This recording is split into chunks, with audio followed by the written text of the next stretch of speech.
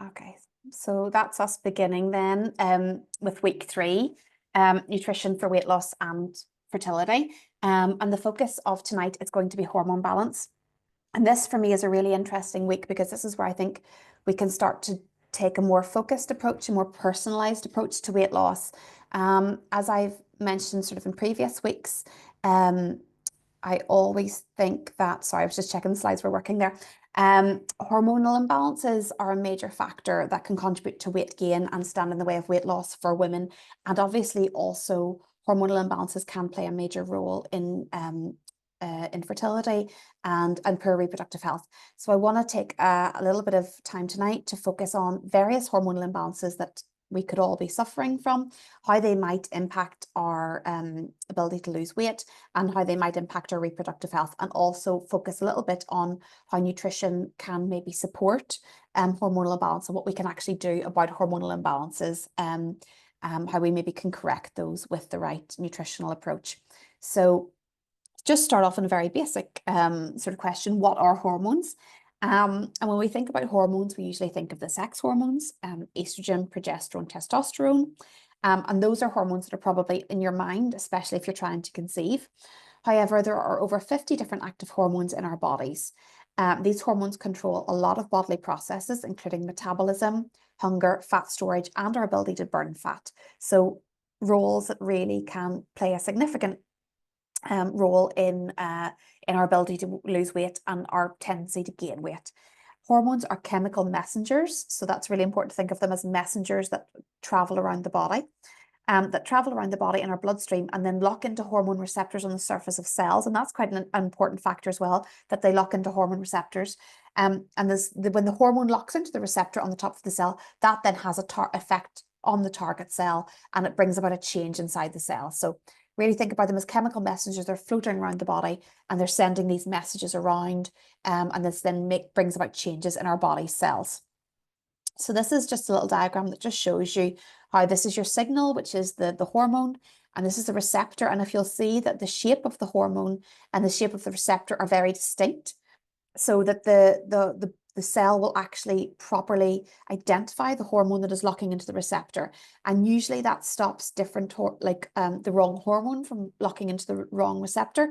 However, when we come to talk about estrogen, it can be very interesting because certain compounds that we are exposed to can actually mimic the shape of estrogen, so they can actually lock into estrogen receptors. But usually there's a very specific shape to hormones traveling around the bloodstream, and that means that they then kind of lock into the specific receptor on the cell in a bit like the way like a key hooks into a lock. So the hormone is the signal, it locks into the receptor and has effect on the cells.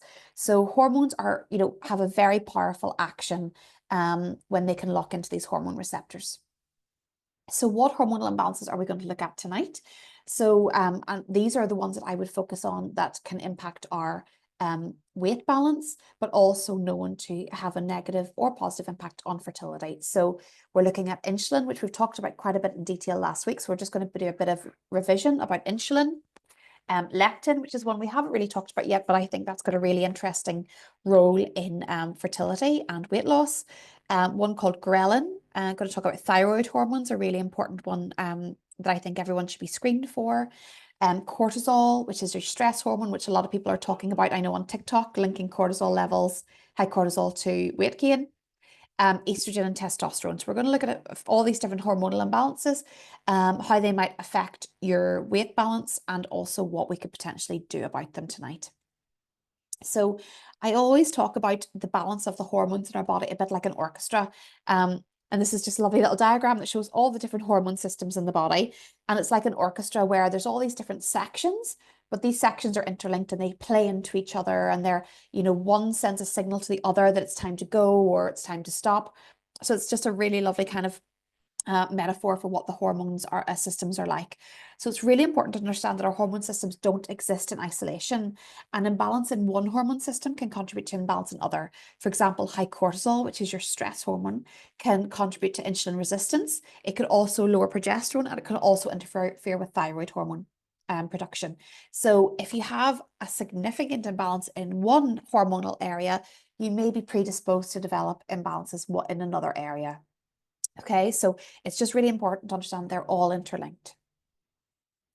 And how do hormonal imbalances affect fertility? So we're going to look at insulin resistance, which we looked at a good bit last week, and why that can have a negative impact on your reproductive health. Thyroid health, a really important one, especially for female fertility.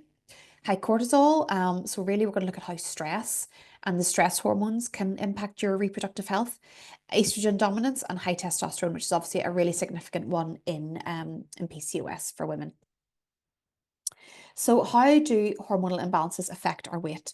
So far our focus has been on the role of the type of food we eat and the balance of our meals and how that might impact our weight. However, there are other factors in our bodies that can impact our tendency to put on weight and store adipose tissue, and also potentially stand in the way of our ability to lose weight, and that is our hormones. Hormones can also impact our appetite regulation, our hunger, and our satiety. So if you can remember way back to week 1, when we talked about hunger and satiety, hormones can also affect that sort of ability to regulate hunger and appetite. Sorry, 1 second. And there is a link potentially with your body shape, where you store fat, and hormonal imbalances. So some people do think that where your body stores fat could be an indication of what hormonal imbalances you might be suffering from. So for example, for women, if you store your weight mostly around the middle, that would be linked mostly to high insulin and blood sugar imbalances, and potentially also to cortisol. It's more specifically on the belly in cortisol, whereas the insulin weight could be on the belly, but also around the sides, kind of love handles, essentially. If you store fat around the upper arms and the upper back, like around your bra strap, people think that could be linked to high estrogen, low testosterone, and potentially also linked to thyroid hormone imbalances. Around the thighs would sometimes also indicate a tendency towards low thyroid hormone as well. So, and again, similar for men, around the middle, very much linking to high insulin, and on the belly, very much high cortisol as well. So what is the relationship between insulin resistance and fertility? And I know we talked about this last week, so I will go through it relatively quickly. So we discussed the role of insulin resistance in fertility in detail in week 2. Insulin resistance is the root imbalance driving PCOS, so that resistance of the body cells to the action of insulin. Insulin resistance can also lead to hormonal imbalances, such as high testosterone, that can interfere with ovulation. And this is even in women who do not have diagnosed PCOS. If you've got high blood sugar and have developed a degree of insulin resistance, it could be interfering with ovulation. In men, insulin resistance can lead to low testosterone, whereas it leads to high testosterone in women. It also leads to low sex hormone binding globulin, which can cause more free and active hormones to be present in the bloodstream. So if you've got low sex hormone binding globulin, you might end up with more high estrogen in the bloodstream and high testosterone that are active in the bloodstream. Insulin also leads to high blood sugar and insulin levels, and this has been linked to poor egg quality in women and poor sperm quality in men. So we want to make sure we're approaching diet in a way that keeps blood sugar low, and also ensuring that we have the right nutrients that will help to reduce insulin resistance, and also the right type of exercise. And again, we talked about that quite a bit in detail last week. And how does insulin resistance contribute to weight gain? And that's really because whenever we get high blood sugar, we make insulin, but if the cells are resistant to insulin, the sugar doesn't go into the cells to be burned for energy. It stays in the bloodstream, where it is then directed to the liver, where it is converted into fat and stored around the middle. And that's why high blood sugar and insulin resistance lead to that weight gain around the middle. And because you're insulin resistant, the sugar in the bloodstream, the blood glucose, is not getting into the cells to be burned for energy. So you will often feel very tired and hungry even after meals. In actual fact, if you tend to feel really exhausted after a meal, it would often be linked to insulin resistance, because the glucose isn't going into the cells to be burned for energy. Instead, it stays in the bloodstream and goes to the liver. So you're actually not getting an energy release from the food you've eaten at that meal. So you can feel very tired and hungry after lunch and dinner, for example, if you have developed insulin resistance. What's also important to understand is if insulin is high, because you've got high blood sugar and the cells are resisting insulin, it will also stand in the way of weight loss, because if insulin is high, it's a fat storage hormone. So if insulin's always elevated in the bloodstream, you will end up with fat storage, and also it will stand in the way of fat breakdown and fat loss. So it's a real weight loss trap, having high blood sugar and high insulin levels. And again, signs that you may have insulin resistance, storing weight around the middle, and that could be belly or love handles. You may really struggle to lose weight even when you feel you're doing all of the right things. You may crave carbs and sugar. And again, because the glucose isn't getting into the cells to be burned for energy, your body craves more carbs and sugar to try and get the blood glucose up again, to try and get that glucose into the cells, because your body isn't picking up that the glucose is there and thinks that glucose is low. Acne, and again, hormonal imbalances such as PCOS, low SHBG in women, high testosterone in women, but it could be low testosterone in men if you have insulin resistance as well. And how can diet and lifestyle reduce insulin resistance? So we talked about sort of all the dietary changes you can make, and also the lifestyle changes that can help to reverse insulin resistance in the body. So resistance exercise and walking immediately after meals. And resistance exercise for 30 minutes 5 times a week has been shown to be effective. Sleep, aiming for at least 7 hours a night, prioritizing good sleep. Less stress, and although that's easier said than done, I always do say to people, you really want to identify those stressors that you can avoid. You know, are there those things that you can cut from your lifestyle that cause you stress, that you can do without? Is it social media? Is it Twitter? You know, what are those things that might be being stressors in the body that you can easily get rid of? Magnesium is very helpful at reducing insulin resistance, specifically a form called magnesium glycinate. And interestingly, magnesium glycinate also supports sleep. So if you're struggling with sleep and you're stressed, magnesium glycinate can really help, and it can also help reverse insulin resistance as well. Vitamin D, so I always recommend testing and optimizing your vitamin D levels, aiming for a level of around 100. And that can be really beneficial at ensuring that the cells are more sensitive to insulin. Omega-3 fats, those good fats from oily fish, really important for improving our sensitivity to insulin in the body, and also good bacteria in our digestive system, a healthy gut microbiome, either through good bacteria in capsules, probiotic foods, resistant starch-rich foods, fermented foods in the diet. I should have also included here myo-inositol, which is another one of my favorite supplements that improves insulin resistance and has been shown to be really beneficial in PCOS. And it has also got benefits for improving egg quality. So it would be one of my go-tos in helping to reduce insulin resistance, and also is a really good fertility promoting supplement as well. And your liver health is also important for insulin resistance. And this is a factor that's often overlooked.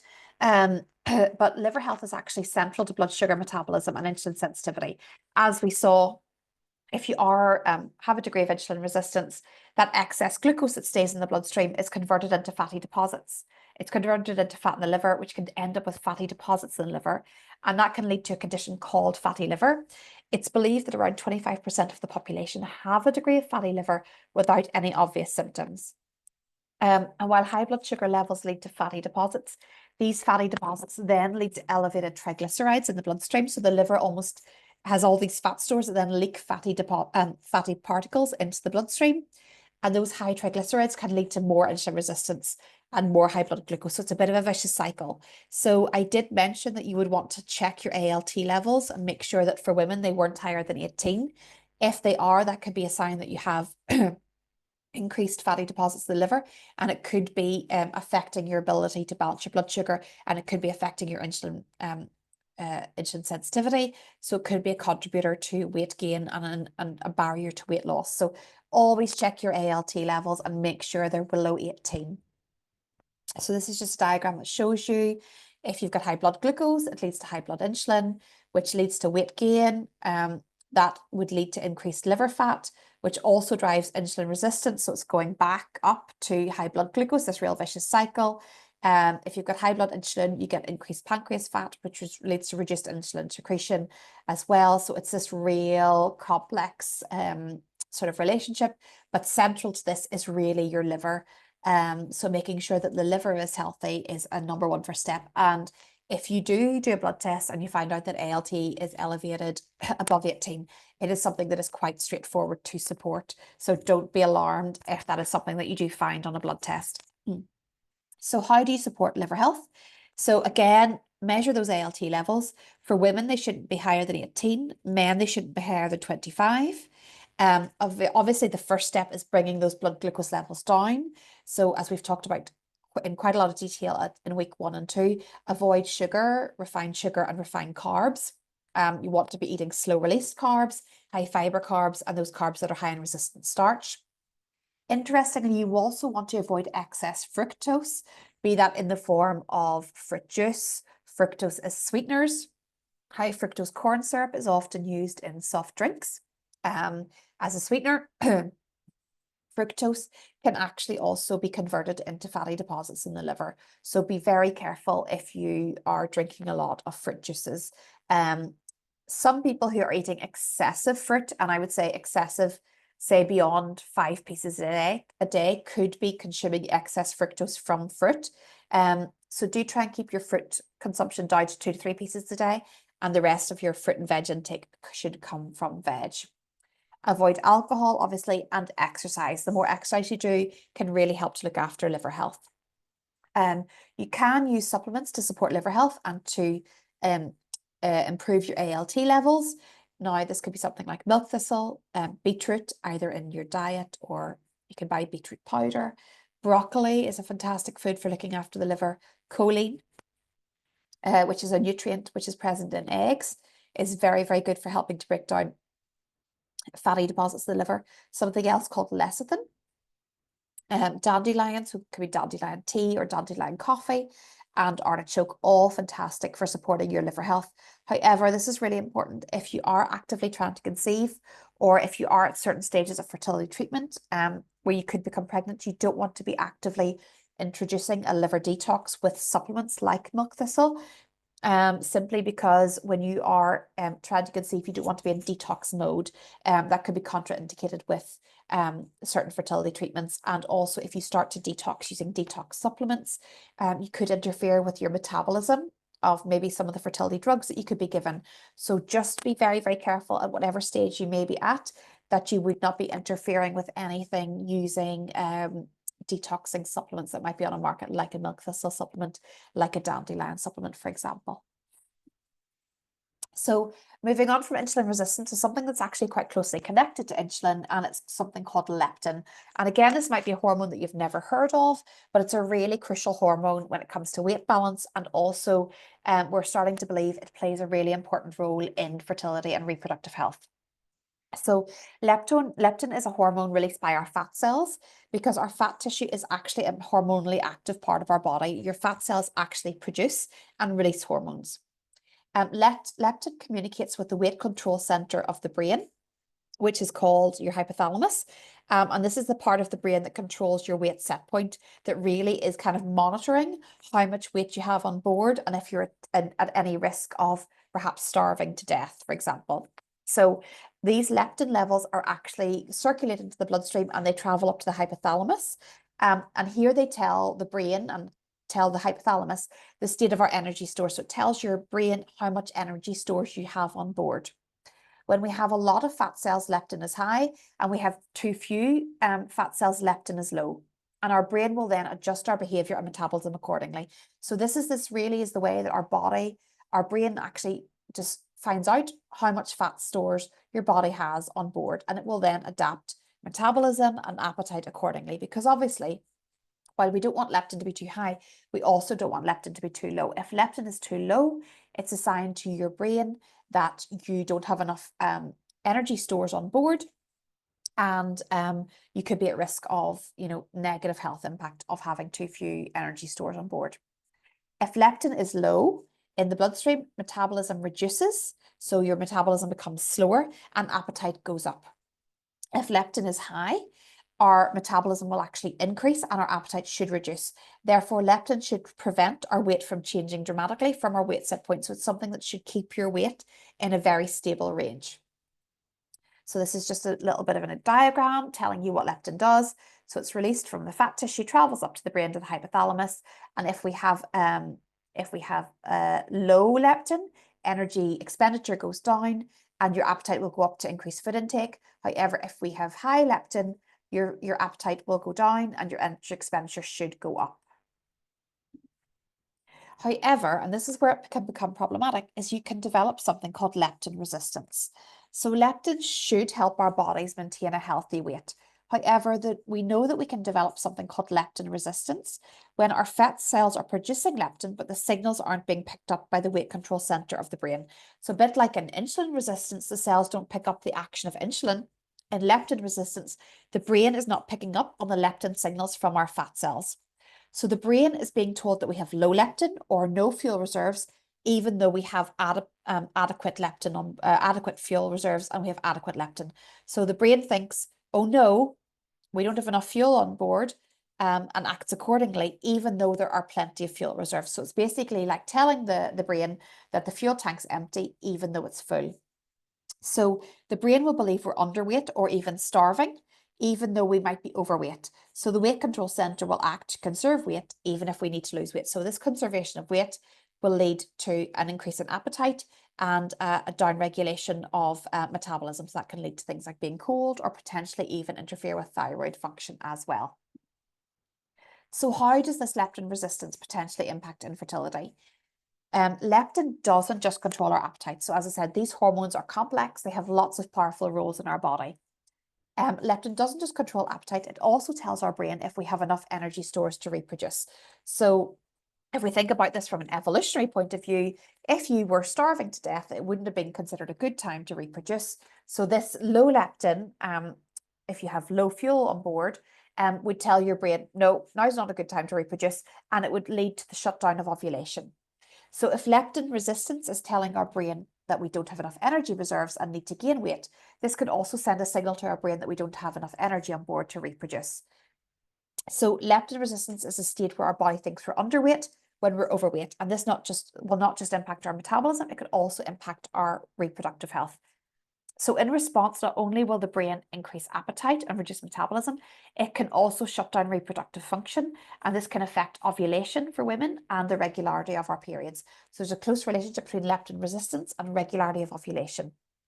Leptin can also alter luteinizing hormone and follicle stimulating hormone, directly impacting egg maturation and ovulation. And a really good example of this is think about how when someone is underweight, their periods shut down. And that's actually caused by the drop in leptin by reduced fat cells, but leptin resistance can do the same thing. So there's a fantastic book by a weight loss expert called Andrew Jenkinson, called Why We Eat Too Much. And he is a firm believer that leptin resistance could be the cause of irregular periods in women with PCOS. And he believes that a lot of women with PCOS actually suffer from leptin resistance, and that is one of the root causes of the irregular periods, and it's what's the link between PCOS and infertility. Interestingly, in men, leptin resistance can also lead to reduced testosterone levels and negatively impact sperm production. So this is a very close relationship, in my opinion, between inability to lose weight and also infertility. And I think leptin resistance is something that is often overlooked when we're talking about our reproductive health. So what causes leptin resistance? Why are we developing leptin resistance? So modern day diet, which is very pro-inflammatory, it leads to high insulin resistance, it leads to inflammation, and it leads to high triglycerides. So elevated inflammatory markers, elevated triglycerides in our bloodstream are all known to contribute to leptin resistance. Stress, so elevations in cortisol, can contribute to leptin resistance, and poor sleep. So if we don't sleep enough, we're not producing enough melatonin, and that sleep hormone melatonin has been shown to enhance your leptin sensitivity in the brain. So all these factors together, modern day diet, stressful lifestyles, lack of sleep, could be creating a perfect storm that's causing leptin resistance in our bodies.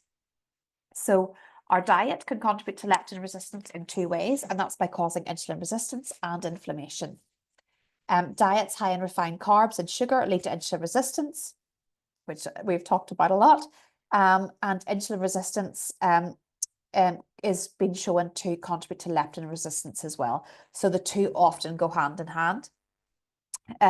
Processed foods that dominate our diet are high in omega-6 fats, those vegetable oils and seed oils, and they are very pro-inflammatory, putting our body in a low-grade pro-inflammatory state.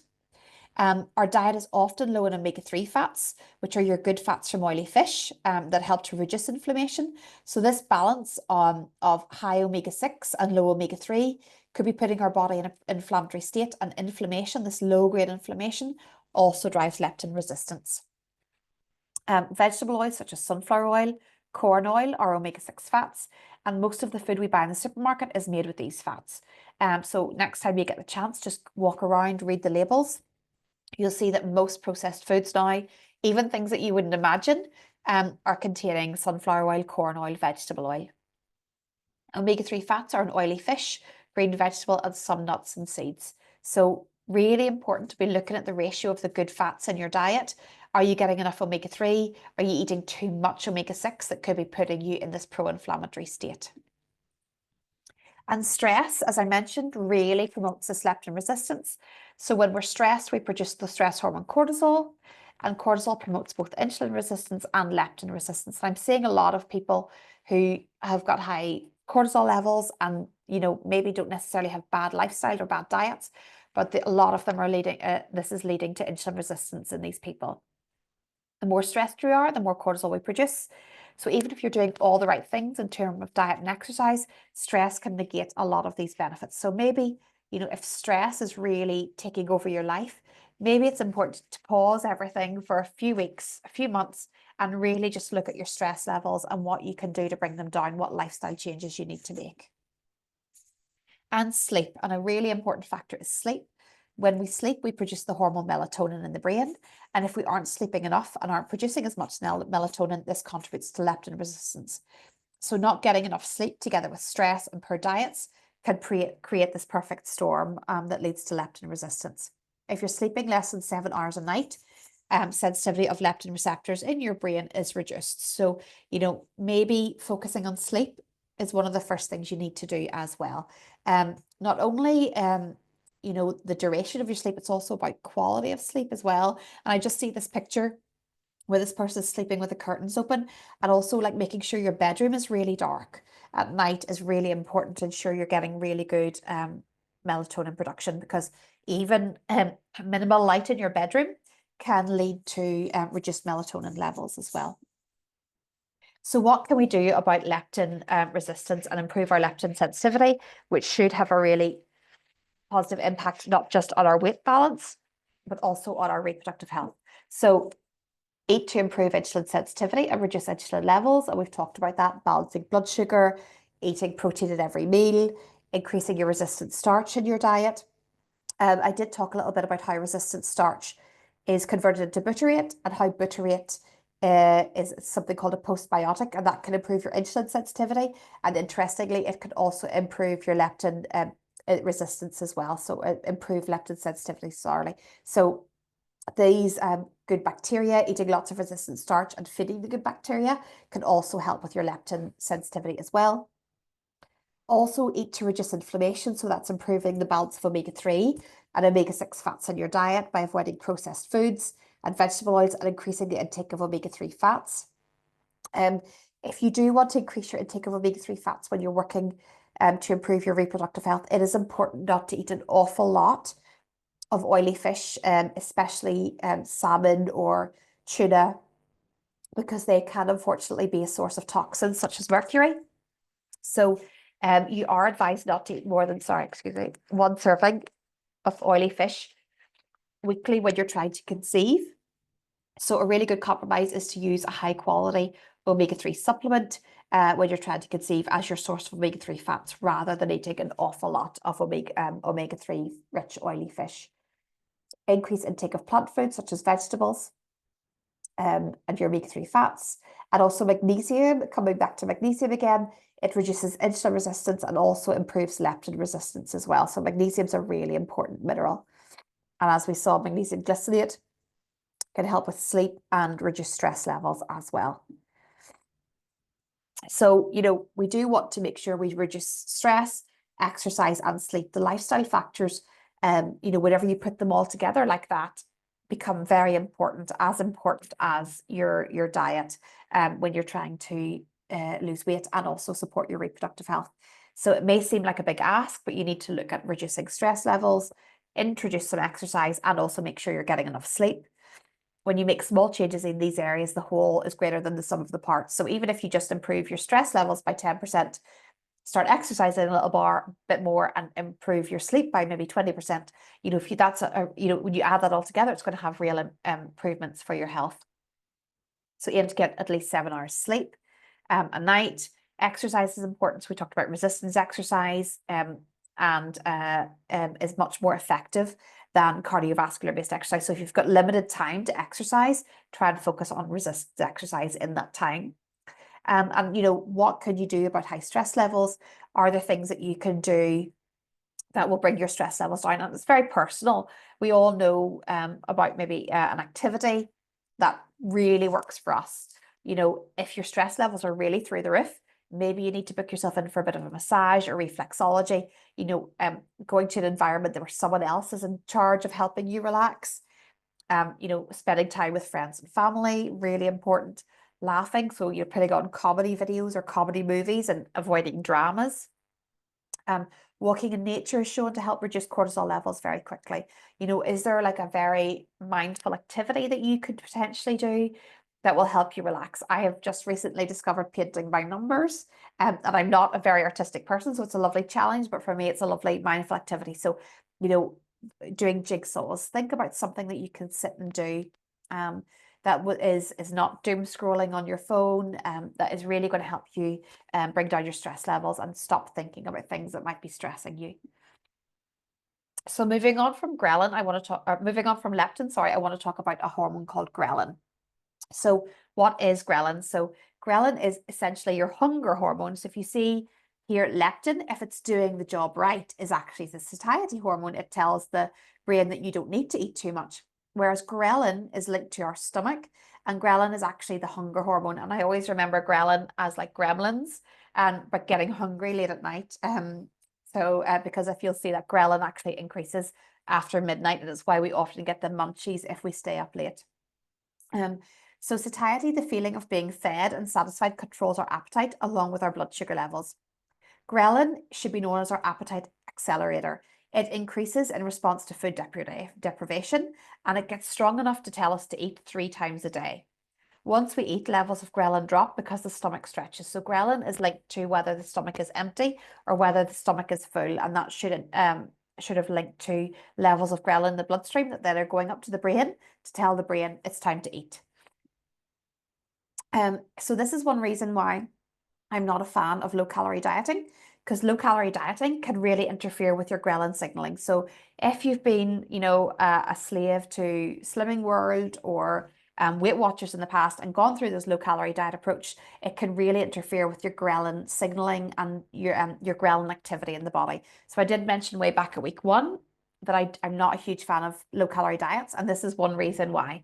So in a study in 2002, scientists measured ghrelin levels in a group of volunteers before and after a low-calorie diet. The diet lasted for 6 months and resulted in a 70% average weight loss, so really quite impressive results. The ghrelin level signals were 24% higher after the diet compared to pre-diet. So going on a low-calorie diet for 6 months resulted in hunger signals that were 24% higher compared to the before the diet. In fact, after the diet, the ghrelin levels were high all the time, and the lowest ghrelin level all day was similar to the pre-lunch level prior to the diet. So the dieters were ravenous all the time, even after eating. So even after they'd had a meal, they still felt like they were hungry enough to eat another meal. Low-calorie diets will lead to us feeling hungry all the time and can really interfere with the natural hunger signals that our body produces. So how do we reduce ghrelin? Decreasing levels of ghrelin can help to decrease appetite. Ghrelin is the hunger hormone. So firstly, don't skip meals. Ghrelin is highest when the stomach is empty, and levels start to increase 3 to 4 hours after eating. So if you're going way beyond 4 hours after a meal, your ghrelin levels are going to get incredibly high. You're going to lose willpower, and you're going to start snacking, or you're going to start eating to beyond appetite. Eating a fiber-rich diet can help reduce ghrelin levels. If you imagine, ghrelin drops whenever the stomach stretches.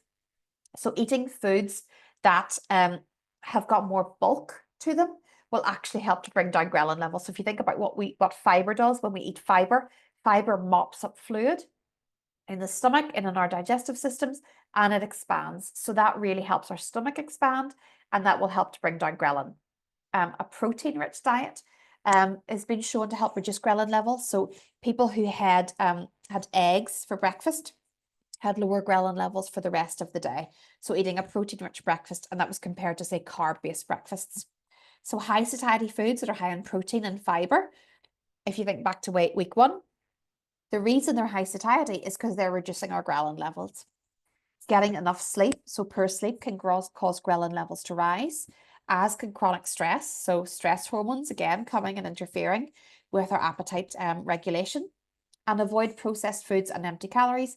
Because processed foods are digested and broken down quickly, they don't fill up our stomach, so they don't stretch your stomach, and they don't reduce ghrelin in the same way. As I've always said, if you want to know if something is processed, put it in your mouth, and if it starts to dissolve in your mouth, it's a processed food.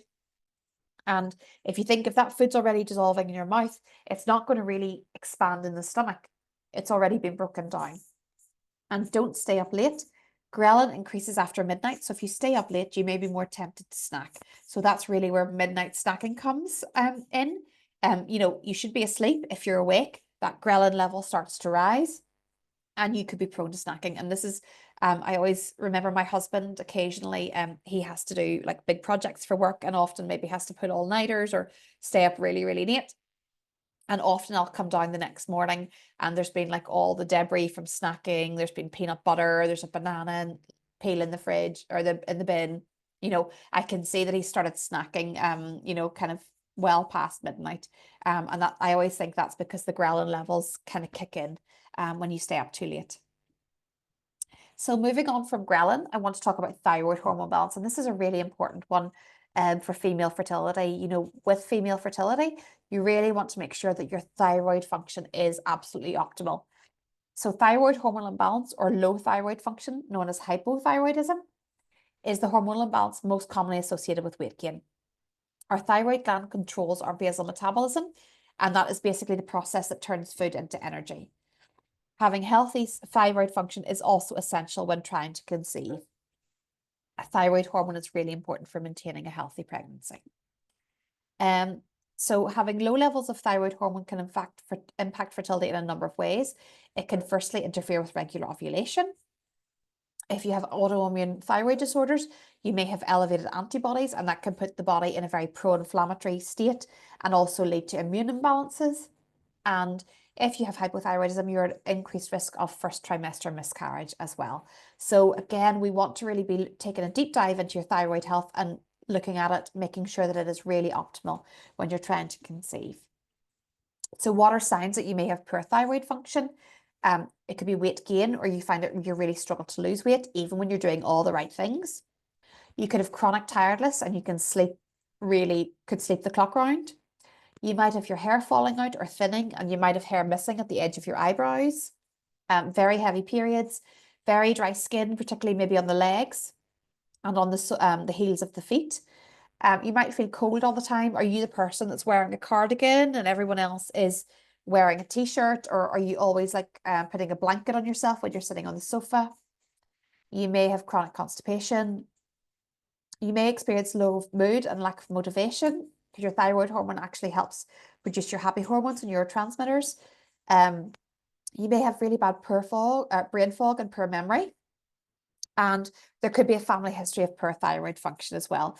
Thyroid hormone disorders very closely run down the female line. So you'll often find families where your mum, your aunt, your grandmother all have thyroid disorders, because they're very, very, you can be very genetically predisposed to have poor thyroid function. So how do you support thyroid function? Firstly, if you suspect that thyroid function is low, it is important to see your GP for a thyroid blood panel, and then let them know you're trying to conceive.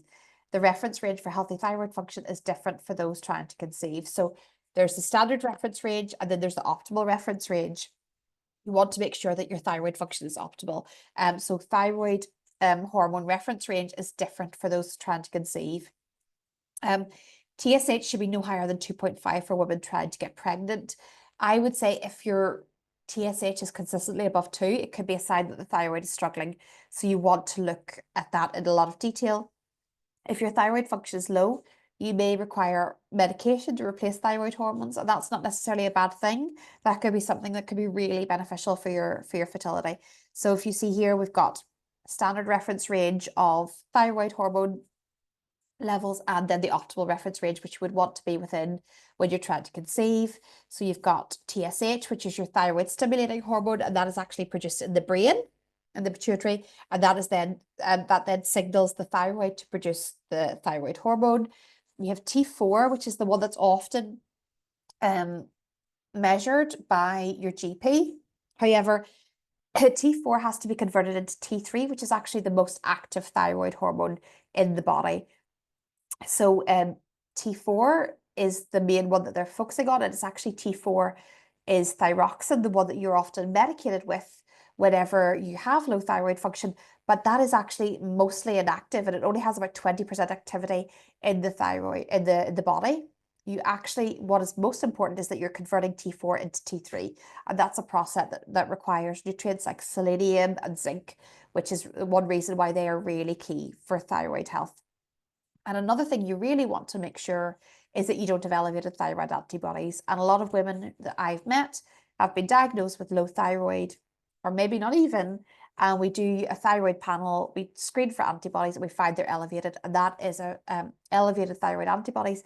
Even if you are still within reference range of a lot of these hormone markers, can be a risk factor for miscarriage and reduced chances of conception. So it's always something you want to check that isn't going on behind the scenes and impacting your reproductive health. So how do you support healthy thyroid hormone levels? So first of all, you want to make sure your body has the right nutrients to produce thyroid hormones. So these can include iodine, selenium, and zinc. Iodine, however, can be problematic because if you have thyroid antibodies, too high a level of iodine can actually make those worse. So you need to be quite careful there. Making sure you've got enough vitamin D and vitamin A. Obviously, you don't supplement with vitamin A in the retinol form when you're trying to conceive. You would use the beta-carotene form. Omega-3 fats, they improve the sensitivity of cells to thyroid hormones. Iron, so low ferritin. If your ferritin is below 30, which interestingly is still within reference range, that can actually impact your body's ability to produce thyroid hormone. Stress, cortisol can block thyroid hormone production. I'm a big fan of acupuncture as a complementary therapy that can really help to improve hormone balance and thyroid hormone function. I should have also included here myo-inositol. Myo-inositol really helps the sensitivity of cells to hormones. That includes insulin, and it also includes thyroid hormones. So if you have issues with thyroid hormone, especially any underlying autoimmune, myo-inositol is very beneficial there as well. So what if you're already taking thyroid medication, but you still struggle with hypothyroid symptoms, or your bloods are not in a good place? You could ask for a referral to an endocrinologist for a full thyroid panel, or you could, as I've mentioned before, use the at-home kits that I recommend. There is a little test you can do as well, which is called the Broda-Barnes temperature test. And I only ever do that as like a little preliminary test to see if we want to look at the thyroid further. But it's basically a little test where you take your underarm temperature first thing in the morning before you've got out of bed. And generally, the idea is that your basal temperature, when your body's completely at rest, should be 36.5 or above. And if you're consistently below, that's a sign that your thyroid might be struggling, because that's a sign that your basal metabolism is low. And again, make sure your test results are optimal for fertility. And if you are, for example, taking thyroxine, make sure you have the nutrients that your body needs to convert thyroxine into that active T3, that active thyroid hormone as well. So there's a lot we could do to support the thyroid, and it's something that's really key, obviously for weight balance, because that's going to optimize your metabolism, but really, really important for female fertility as well. So we want to move on to cortisol, and then we're going to chat a little bit about estrogen and testosterone. But cortisol, a really key area to talk about, because cortisol is our body's main stress hormone. and it's produced in response to stress. And it's really important to understand that stress can be physical, it can be mental, it can be emotional. So you have to think about all the things that could be causing stress on the body and how that might be triggering cortisol release. Cortisol in itself is not bad. I think that's really important to remember. All these hormones we're talking about, too high, too low. And sometimes you think of some hormones as being essentially bad, but you don't want too little cortisol either. For example, cortisol helps you deal with stress. If you had very little cortisol, you would find it very difficult to deal with even minor stressors. And it's also a natural anti-inflammatory. So some people who have gone through extreme stress and maybe have now ended up with low cortisol levels will find that maybe they are having flare-ups and inflammation in the body as well. However, our problem nowadays is that we live in a time of chronic stress, and most of us have too much cortisol, and too much cortisol can impact fertility and promote weight gain as well. So how does cortisol impact fertility? And I always say that cortisol creates a perfect storm of hormonal imbalances that can interfere with our reproductive health.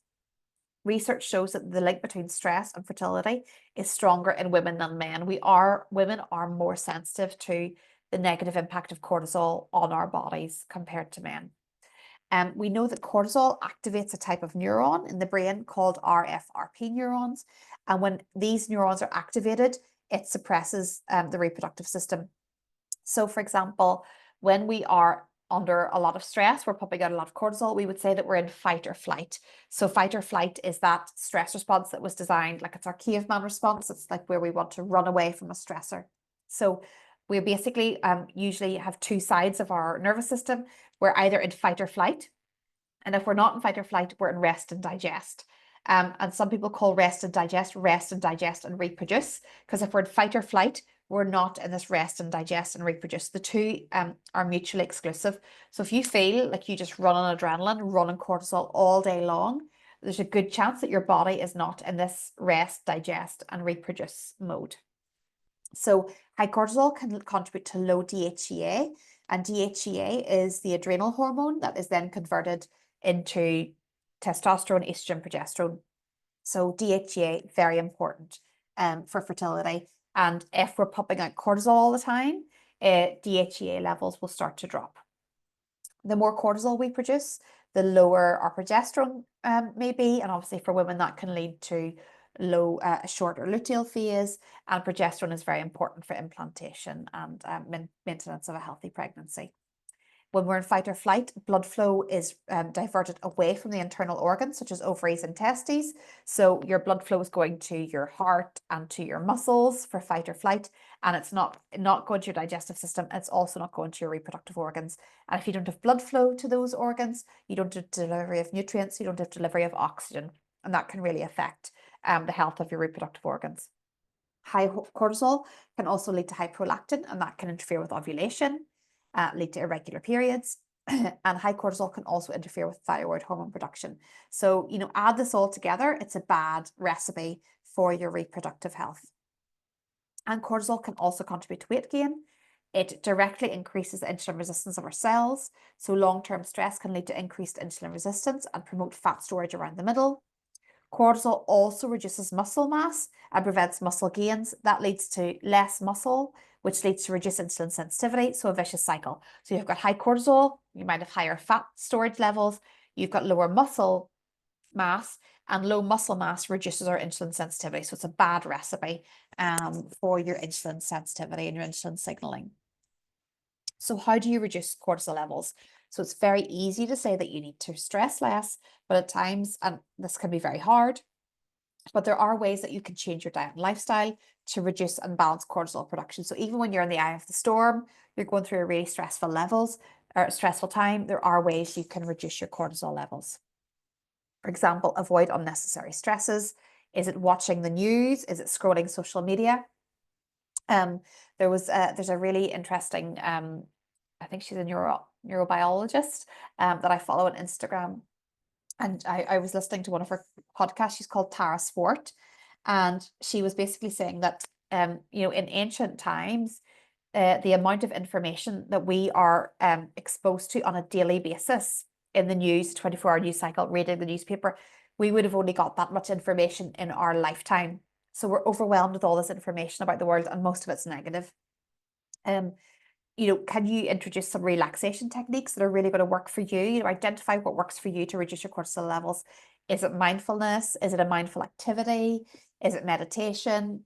Even reading books. I think that's a really sort of underestimated way to reduce stress levels, is to just get into a really good book. Yoga, breath work is another way that I find really helpful for bringing down stress hormone levels as well. Avoid physical stressors. So you can actually be spiking your cortisol in ways like if you're skipping meals, if you're not getting adequate sleep, if you're drinking excess caffeine, and also if you're exercising to excess. So very long exercise sessions, very high intensity exercise sessions, if you're exercising in a fasted state, all of these can actually lead to high cortisol. So if you think about this, skipping meals, excess exercise, exercising fasted, excess caffeine, some of the low calorie diet approaches and some of the more conventional diet approaches that we would have been sort of encouraged to follow for years actually were leading to high cortisol. Eat to keep your blood sugar stable. So you want to avoid dips in blood sugar, because when your blood sugar dips, that can lead to cortisol release. So no skipping meals, essentially. And don't go more than sort of 5-6 hours without food would be another piece of advice as well. Avoid a pro-inflammatory diet. So avoid processed foods, sugar, alcohol, vegetable oils, eat a Mediterranean diet. Gentle exercise, so walking, yoga, swimming, jogging, nothing too intense. Walking in nature in like beside the sea or in a forest space or a green space has been shown to bring down cortisol levels. And obviously sleep. Getting enough sleep will directly bring down your cortisol levels. So moving on for cortisol, I want to talk a little bit about estrogen dominance.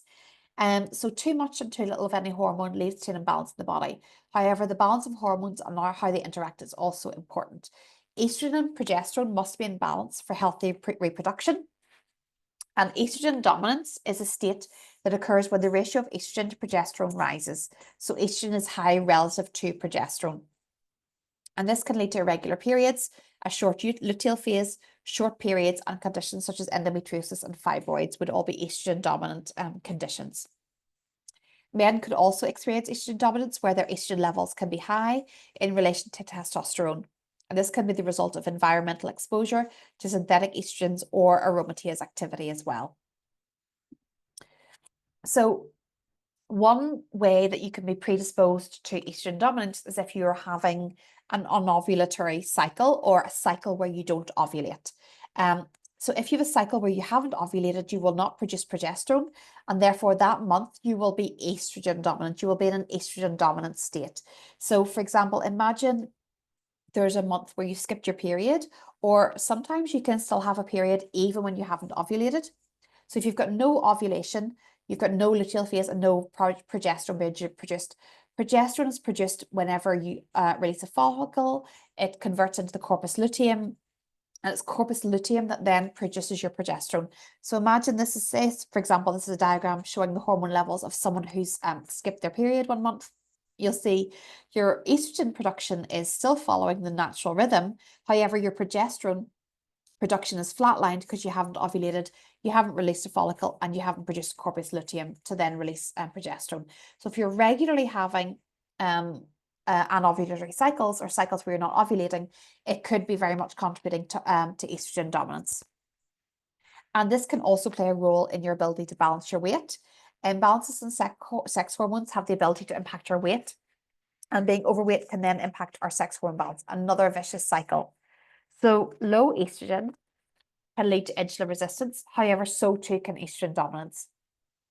Estrogen encourages the female body to deposit fat.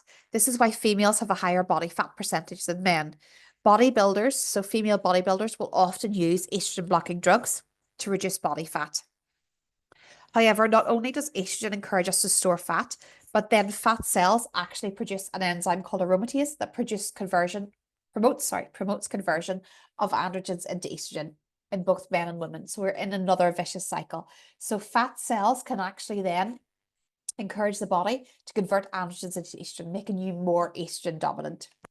Our fat cells should then be thought of as an endocrine organ with the ability to promote hormones and cause hormonal imbalances. So if you're overweight, and this applies to both men and women, you can end up with elevations in estrogen, and then that encourages you to store more fat cells, and it's this vicious cycle.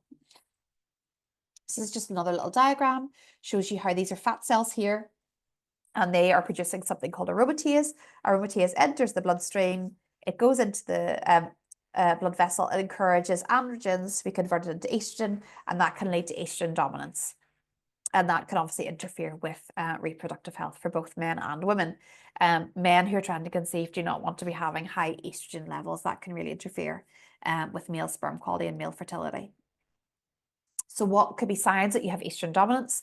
You might have very bad PMS and painful or heavy periods, breast tenderness especially, fibroids, endometriosis and fibrocystic breasts, weight gain and water retention, anxiety and panic attacks, poor sleep, and headaches or migraines. Migraines are a big sign of estrogen dominance, especially if you find your migraines are linked to your menstrual cycle.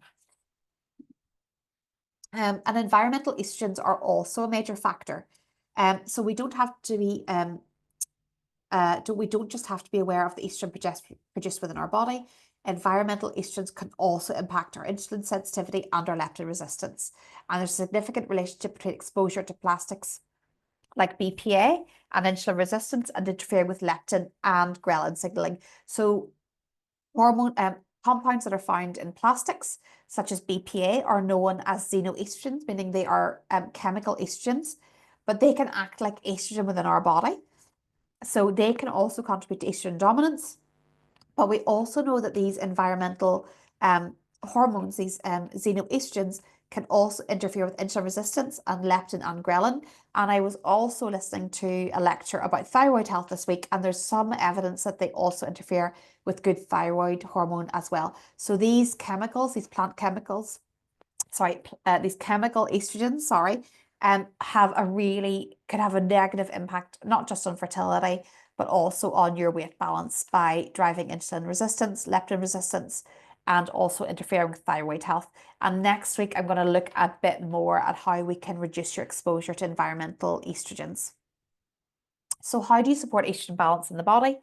If you're undergoing fertility treatment and taking hormones, it's important not to take any supplements that could interfere with metabolism or levels of these hormones. So you don't want to be taking anything that might significantly increase the breakdown of estrogen if you're currently taking drugs that are trying to increase estrogen. So just be really aware of that. However, diet and lifestyle changes can make a big impact on healthy estrogen levels. So eating plenty of the broccoli family of vegetables can help the breakdown of estrogen and help your body process and metabolize estrogen. So that includes broccoli, cabbage, kale, radishes, kohlrabi, the whole broccoli family. Make sure you're drinking plenty of water so that you're driving detoxification of estrogen. Estrogen is detoxified via the liver, where it's converted into bile and then released via the gut. So we want to make sure that process is efficient. Eat liver-friendly foods, because the better the liver functions, the better your estrogen clearance will be. So that's broccoli, garlic, beetroot, artichoke. As I've said, you don't want to be detoxing at certain stages of fertility treatment. Avoid alcohol.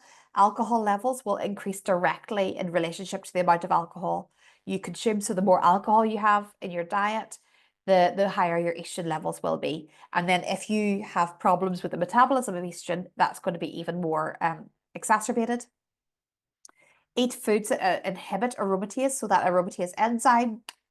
So that's things like citrus fruits, purple foods, like blueberries, mushrooms, nettle tea. Drinking nettle tea can be very helpful. And again, the broccoli family inhibit aromatase as well.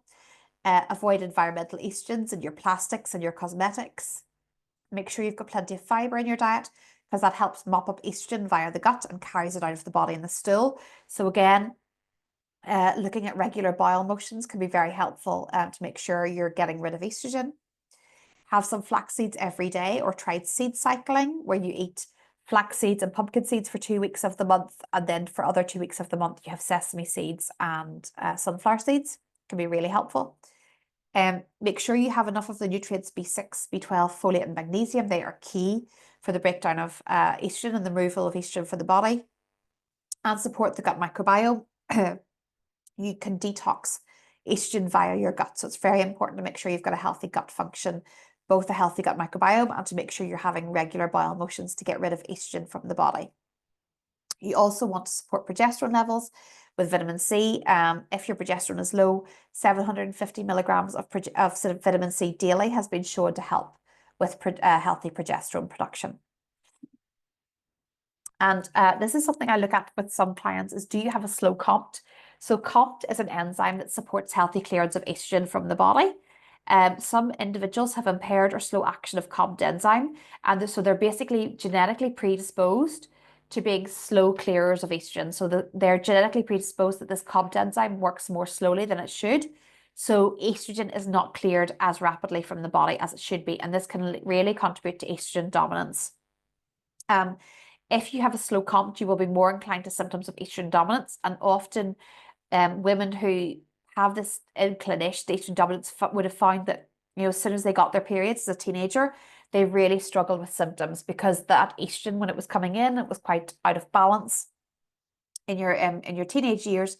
You would have struggled to really metabolize that and may have had really bad PMS, really bad cramps as a teenager.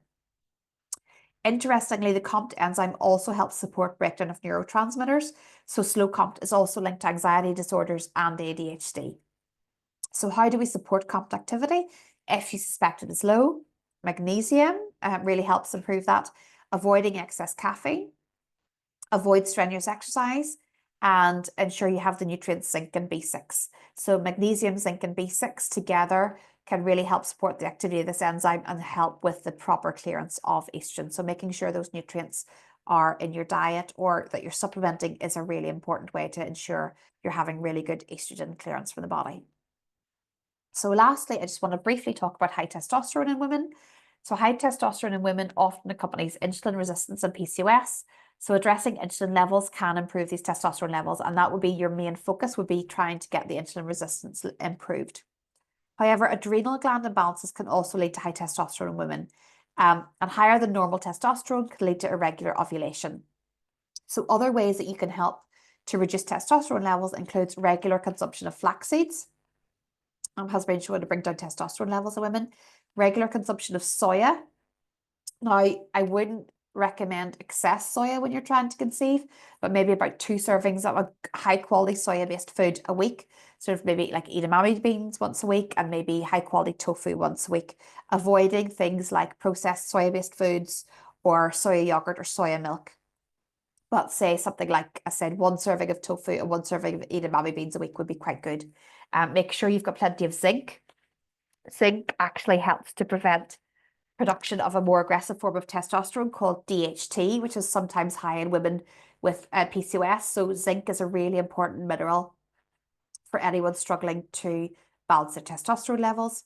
Drinking green tea and spearmint tea has also been shown to help bring down testosterone, and licorice is also really beneficial. Obviously, you would want to avoid high sugar licorice products.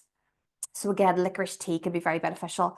However, licorice, if anyone struggles with high blood pressure, you do have to be careful with licorice as it can promote high blood pressure.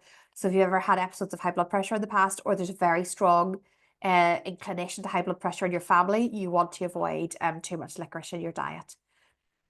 And some of the information on how to balance these hormones and dietary changes is actually going to be included in some fact sheets that I'm sending out this week as well.